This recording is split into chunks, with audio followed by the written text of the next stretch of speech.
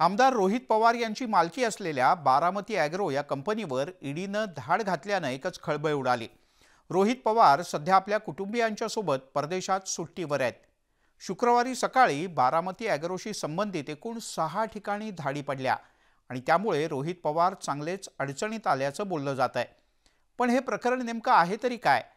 कारण 1 वर्षापूर्वीचं हे प्रकरण आता अचानक पुढे कसं आलं आणि रोहित पवार यांच्यावर नेमकी काय कारवाई होऊ शकते याबद्दलच आपण या व्हिडिओतून जाणून घेऊया।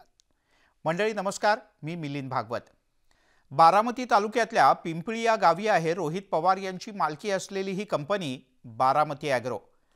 बारामती आणि संभाजीनगरला त्यांचे कारखाने आहेत। दुग्ध व्यवसाय, पोल्ट्री यामध्ये सुद्धा बारामती ॲग्रो व्यवसाय करतं। यासोबतच साखर कारखाने सुद्धा आहेत। काही दिवसांपूर्वी प्रदूषणाच्या संदर्भातल्या नियमांची पायमल्ली केल्याबद्दल प्रदूषण नियंत्रण महामंडळानं बारामती ॲग्रोला कंपनी तातडीनं बंद करण्याची नोटीस बजावली।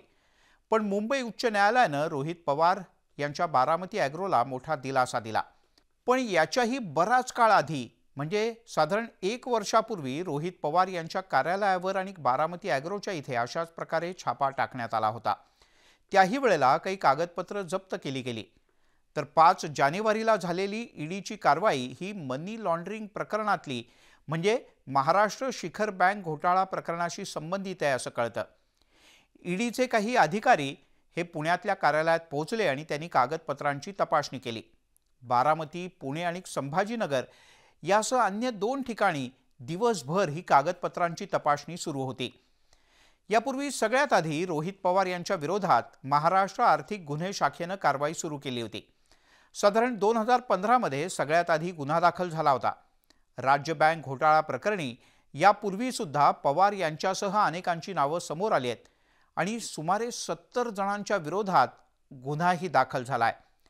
आता परदेशातून परत आल्यानंतर रोहित पवार नेमकी काय भूमिका घेतात? कागदपत्रांची पूर्तता करण्यात रोहित पवार यांना यश मिळतं का गैरव्यवहारावर शिक्कामोर्तब करत ईडी आणि संबंधित यंत्रणा काही कारवाई करतात हे पुढच्या काही दिवसात कळेलच।